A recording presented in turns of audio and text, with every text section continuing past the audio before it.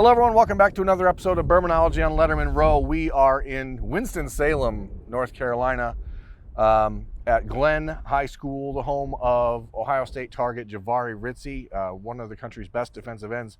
And honestly, I think one of the country's best kept secrets on the defensive line. You don't seem to get a lot of the major national pub that a lot of guys at your position get, including Ohio State commitment Jack Sawyer and guys like that. But you are a player that Ohio State is very interested in, and you said you're interested in Ohio State. What is it that you like about the Buckeyes, Larry Johnson? What is it that's drawing you to Ohio State? Really, I just like his personality. Like, that's one thing that stood out to me when I first met him. When I was on the phone with him, it just changed my perspective of how I look at the school as well. Because, first off, when he started talking to me, he was like, I'm a Christian. So I was like, oh, wow, that shocked me because my whole family's Christian. So that's one thing we focus on a lot, especially my dad, because he's a minister at the church I go to.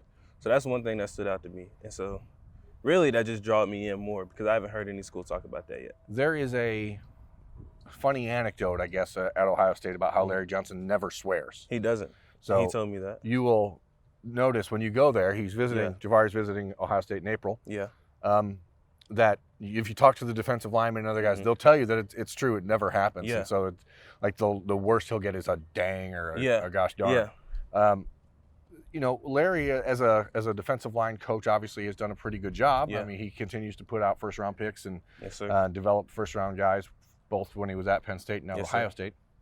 How much is that reputation something you were aware of before you started talking to him? Well, when I was looking at that, like Chase Young, for an example, just a phenomenal player. Him, Nick Bosa, and his brother, they were just great players. So I look at that like, wow, so this coach can do that? So that's one thing that drew me in as well, because if he can do that to them, that means he can do it with me. Sure. So it's like, why not pay attention to them and keep looking at them?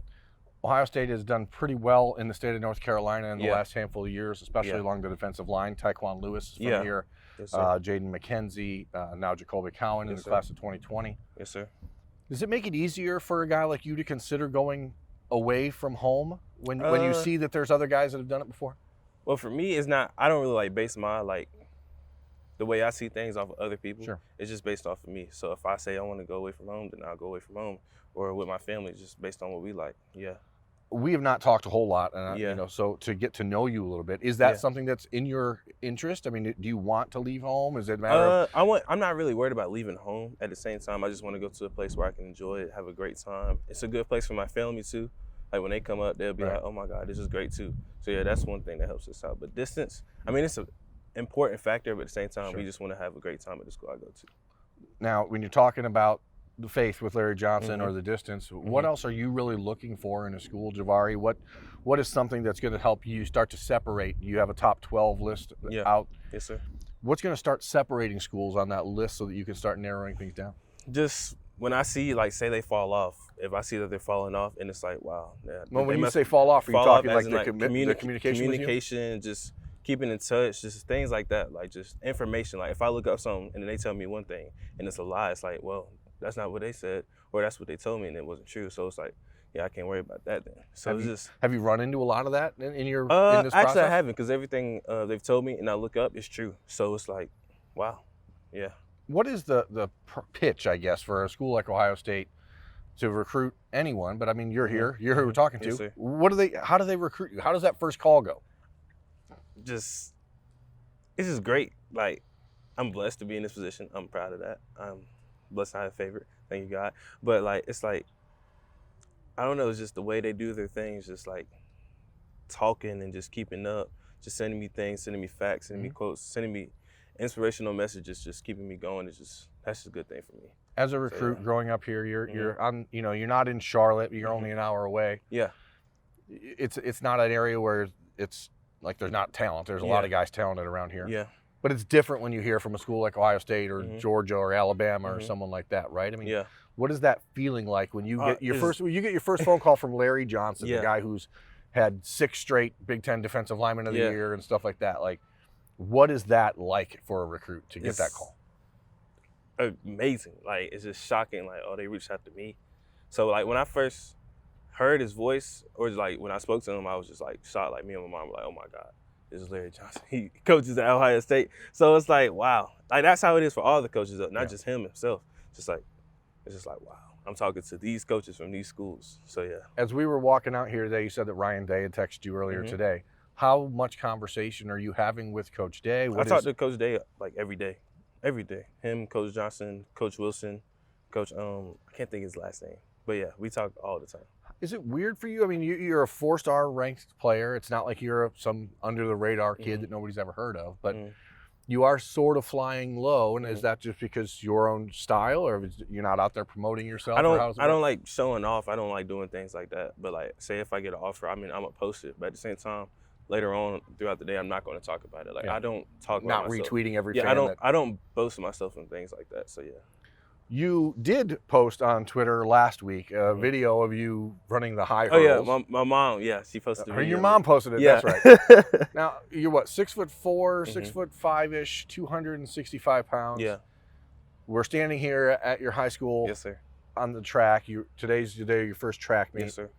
You run the hurdles. You run the 4x4? I run the 4x4, 4x2. I do shot put, discus, or sometimes I do open events like the 200. Maybe possibly the 4. Do you work the concession stand? No, I don't. No. No. How do you think that you would compare to other defensive linemen around the country running a 4x4? I mean, like, that's a very rare thing, right? Yeah. I mean, I don't know if it's rare or not, because some kids could do it, some kids not. It's just based on if you put your mind to it, you can do it. That's really how I see it. Where are you in this process? I mean, you haven't scheduled official visits. You're still in the process of making first unofficial visits. Yeah. But where are you? I mean, how do you see this playing out from here? Right now, I'm just really focused on getting to unofficial visits, just seeing everything, seeing all the schools I can get to, Sure. and then I'll start planning my official visits. Do you have like a date? Is it someone's birthday in your family? You're like, September 18th, I want to be ready, or how does this work? Really, I actually have one date, but at the same time, I might change it. But the date right now we're focused on is September 25th, which is my high school homecoming. Okay. So, yeah, that's probably the day I'll probably commit. Or maybe before that, but yeah. Are you intending to take all 5 official visits in the summer, or do you want to save one for the season? Right now I'm just trying to space it out with the unofficials. And then when I get the unofficials, then we'll plan out the officials. Like, I think my only official I planned out right now is South Carolina. South Carolina. Yeah. Has there been conversation with the current crop of Ohio State commitments? Have they started to reach out to you? I don't know any of them, but I've seen their film, and they're just some great players just going to that school. So it's like, yeah, they know what they're doing. You guys here in North Carolina, we were out at Evan Pryor's high school earlier. There's been this push in the state of late. A lot of big-time guys committing to North Carolina. One of your teammates here, Rod Dilworth, is, high on North Carolina as well. Is there more of a pull to stay home than there used to be, or is there any sort of pressure, I guess, to do that? Nah, nothing pressures me to do anything. So, like, they send me messages like, come to Carolina, come here, come there. I'm like, it's my decision. So, you can pressure me all you want, but I'm not going to, fall for it. They signed, 6 defensive linemen in 2020. Mm-hmm. And you're looking at a place like Ohio State, for example, and that's who we cover, so I'm going to keep going back to them. But they're looking to sign 5 or 6 in this class of 2021. The Buckeyes have a tendency to recruit players that could play anywhere on the line. Is that something that they've talked to you about, moving around? Yeah, for me, they said I could play where they want. Like, if I'm good enough, I'll do it. Like, they said I could play any position on the D-line. But really, they're recruiting me for DN, though. You feel, comfortable moving inside? Do you do any of that now? For me, it doesn't matter. I'm a team player, so I play whatever they want me to play. I play offense, defense, whatever. How much conversation is there with guys like Evan Pryor about, where you guys are all going? Nobody's saying that, hey, let's all do this to go together, but there is obviously an opportunity for you guys to get to know each other and bounce ideas off each other, bounce feedback off each other. Sir. Is that helpful, or does that just further muddy the waters for you when you start to have all this? It's helpful because we talk about things like, for him, he's on the offensive side, so it's different for him to get recruited.